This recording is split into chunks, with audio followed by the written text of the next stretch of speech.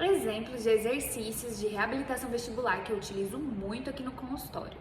Primeiramente, eu gosto de seguir uma evolução gradativa, ou seja, começar com estímulos pequenos para depois a gente aumentar o grau de dificuldade desses estímulos para que o seu corpo se desensibilize de forma mais harmônica, de forma mais sutil. Porque se de cara eu passar um exercício um pouco mais avançado, pode ser que dê um efeito rebote, pode ser que seu corpo gere sintomas muito exacerbados sem ter necessidade. Então, vamos lá. Primeiro exercício, e um que eu gosto muito de passar aqui também, é um alongamento do globo ocular. O que eu peço para o paciente? Para o paciente fazer os movimentos oculares normais do dia a dia, só que com uma amplitude maior. Por exemplo, você vai olhar para a ponta do seu dedo e vai no seu limite de amplitude. O seu limite aqui, você vai manter por pelo menos 15 segundos. Então, fez isso para a direita, você vai repetir o mesmo movimento para a esquerda, olhando no seu limite. Vai repetir para cima, depois para baixo. Então, fizemos a cruz, nós vamos repetir fazendo um X. Então, nós vamos nas diagonais. Você vai acompanhando o seu dedo até o máximo que você consegue. Olha fixamente para o dedo e fica por 15 segundos. Depois você vai para a diagonal inferior, depois vamos para a diagonal superior e depois para a diagonal inferior de novo. Então, aí já foram vários pontos de alongamento. Ao todo dá uma média de 2 minutos e pouquinho, tá bom? E aí, a partir daí, que eu começo a passar exercícios oculares de movimentação. Só que eu sempre gosto de começar com os movimentos mais simples, movimentos mais crus, como, por exemplo, olhar para a direita e para a esquerda, para a direita e para a esquerda, para a direita e para a esquerda, com a cabeça reta. Nas primeiras semanas, eu não gosto de mexer muito com movimentos da cabeça. Eu sei que existem profissionais que gostam desses exercícios mais exacerbados já no início, mas a forma que eu costumo trabalhar é com exercícios um pouquinho mais simples, né? Então eu faço com o paciente movimentos mais simples e mais curtos. Eu gosto de passar por 2 minutos. Eu sei que é muito, você pode começar aos poucos, mas é isso. Faço 2 minutinhos, direita, esquerda, direita, esquerda, direita, esquerda. Depois a gente repete, cima, embaixo, cima, embaixo, cima, embaixo. Por 2 minutos também. Aí a partir daí existem outras formas de estimular os movimentos oculares, por exemplo, olhando em círculos, olhando em movimentos, em figuras com movimentos mais complexos, para a gente estimular todos os grupos musculares. Mas o que eu gosto também de fazer nas primeiras semanas? Uma desensibilização dos pés. Se o paciente tem cinetose, às vezes eu não mexo muito em pé, não. Mas se o paciente tem uma cinetose associada com uma hipofunção vestibular ou com alguma dificuldade do desequilíbrio e tudo mais, eu gosto de associar com o pé. Ah, e também se o paciente tiver só vertigem visual, também eu não mexo muito em pé, não. Mas o que seriam esses exercícios de pé? Que não vai dar para mostrar muito bem, mas, por exemplo, eu gosto de desensibilizar todos os proprioceptores, todos os receptores sensoriais da planta do pé. Então, eu sempre peço para o paciente pegar, vou dar um exemplo aqui da minha garrafinha, mas ele pegar Então, eu sempre peço para o paciente pegar ou uma garrafinha cheia, mais durinha, ou, por exemplo, um cabo de rodo, ou alguma superfície mais durinha. Às vezes eu peço para eles pegarem tipo um desodorante, sabe quem usa aquele desodorante de spray que é mais fininho, mais durinho? Colocar em cima de um tapete e fazer uma espécie de massagem nos pés. Você coloca o objeto no chão, em cima de um tapete e vai pisando, tá vendo? Pra frente e o máximo da amplitude que você quiser, que você conseguir, assim, pra pegar da pontinha do dedo até o calcanhar. Então esse é um tipo de exercício que eu gosto de passar. Pode ser que muita gente que trabalha com reabilitação vestibular nem olha muito pra isso, mas eu gosto, pra estimular os próprios receptores. Além desses, tem outros exercícios específicos e tudo mais, mas eu gosto então de estimular um pouquinho o pé. A partir daí, a gente vai evoluindo com movimentos um pouquinho mais complexos, como por exemplo, com movimentação de tronco. Tem um exercício que eu gosto muito de fazer, que é com o paciente olhando para algum objeto, ou por exemplo, o celular num vídeo específico, sentado numa cadeira, e com esse objeto, com o olhar fixo nele, a gente vai fazer um movimento de tronco como se estivesse colocando esse celular no chão e voltando com o tronco todo olhando pra cima. Eu vou colocar um exemplo desse vídeo aqui que eu deixo no protocolo, que fica mais fácil pra vocês entenderem. Eu gosto de fazer essa movimentação um pouquinho mais ampla, que leva um pouquinho a cabeça, mas leva mais o tronco também, pra gente já trabalhar o corpo todo. E a partir daí eu vou acrescentando alguns exercícios com movimentos da cabeça, como por exemplo, eu vou pedir para o paciente olhar num ponto fixo e balançar a cabeça. Esse aqui já é um exercício um pouquinho mais avançado que eu peço assim, geralmente se o paciente teve uma VPPB recente, se ainda não foi 100% tratada, a gente tem que resolver ela. Se, por exemplo, o paciente está com sintomas muito exacerbados de cinetose ou de vertigem visual, a gente primeiro tem que fazer um esforço maior lá no início para depois chegar aqui.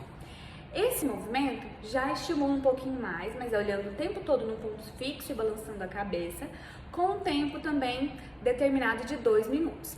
E a evolução dele, para quando o paciente já se adapta, é em alguns outros protocolos, que eu vou citando os exemplos, que é, por exemplo, você olhar no ponto fixo, balançar a cabeça e andar.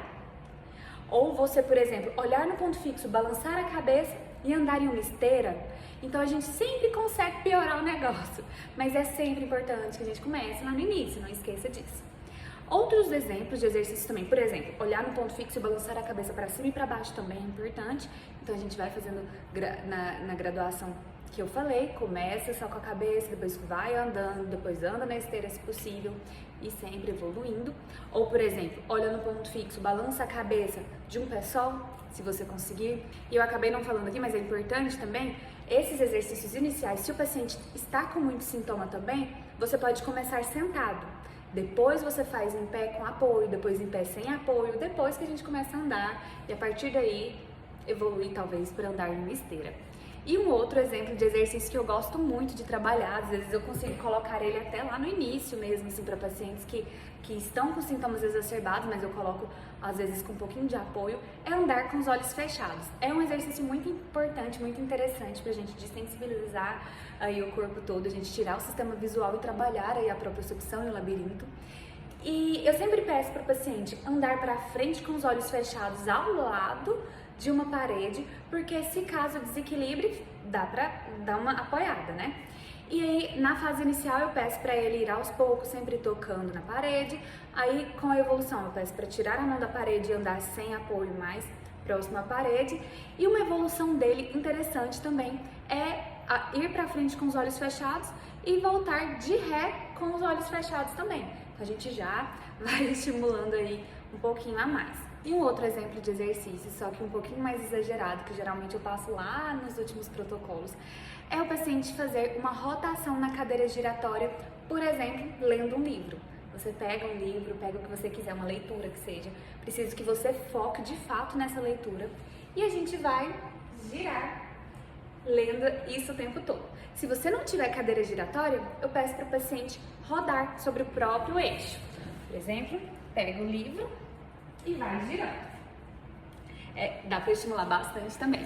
Então, para o paciente conseguir chegar nesse ponto de evolução, conseguir fazer esse nível pesado de exercícios, ele precisa passar lá pelas etapas. Por isso que naqueles protocolos que eu passo para os pacientes online, que eu vivo falando aqui para vocês, tem um passo a passo. Lá é uma média de 40 exercícios, mas é tudo assim.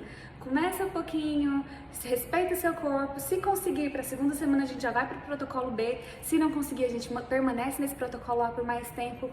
Mas o principal de todo o tratamento de reabilitação vestibular é ter paciência com o próprio corpo. Mas assim, se às vezes o paciente teve paciência de ficar uma vida inteira com tontura, né, uma vida inteira com sintomas, o que são alguns meses de tratamento, né, de reabilitação vestibular para de fato resolver isso. Então, assim, esses exercícios nós usamos, no geral, assim, para pacientes de cinetose, para pacientes de vertigem visual, para pacientes de hipofunção vestibular, para paciente com desequilíbrio aí, por exemplo, idosos que já têm um comprometimento, né, do sistema labiríntico também, um comprometimento do sistema visual e proprioceptivo, então a gente precisa já de sensibilizar. E às vezes um paciente de pós-crises de neurite, pós-crises de VPPB, que ficam com um pouquinho de sequela aí no labirinto também, já entra esses exercícios. E é claro que assim, por exemplo, eu gosto de pacientes com vertigem visual. Eu seleciono aqueles mais específicos pra gente também não ficar, não perdendo tempo, mas tentar ser mais assertivo, sabe? É paciente de cinetose, tem aqueles mais específicos também. Aí quando é paciente de desequilíbrio global, eu já pego todo mundo, todos os exercícios e taco tudo pro paciente. E aí eu tento, no final, depois que finaliza todos os protocolos, tento passar uns videozinhos, umas coisas que estimulam um pouco mais, mas sempre dá certo, tá? No meu TCC da faculdade, eu trabalhei só com isso, só com exercícios de reabilitação vestibular. Eu não tinha lugar para tocar no paciente de fazer atendimentos, eu não tinha maca, eu não tinha nada. Eu só tinha meus papeizinhos de protocolos, padrões e um sonho, né? Aí lá, eu atendia esses pacientes lá no Hospital das Clínicas, e aí o Dr. Pedro Ivo me encaminhava alguns pacientes, e aí eu ia fazendo e tal, passando o mesmo protocolo para todos os pacientes. Por que eu tô contando isso aqui? Porque todos os pacientes que fizeram de fato os exercícios, todos que se dedicaram, melhoraram. Teve os pacientes que se dedicaram bastante, que melhoraram 100%. Teve os que, tipo, faltavam, ia e tal, fizeram meia boca, que melhoraram sim, mas uma porcentagem menor. E os que não fizeram, que desistiram do tratamento, não teve melhora, assim, né, significativa. Mas é isso, assim, o tratamento de reabilitação vestibular depende inteiramente do paciente, o tratamento com exercícios. Isso, assim, dentro da reabilitação vestibular existem outras vertentes. Existem algumas manobras de reposicionamento quando o paciente está com aquela crise de tontura rotatória, que é por deslocamento de cristais. A gente não faz esses exercícios inicialmente, a gente faz as manobras, resolve as manobras, para depois ver se são necessários esses exercícios também.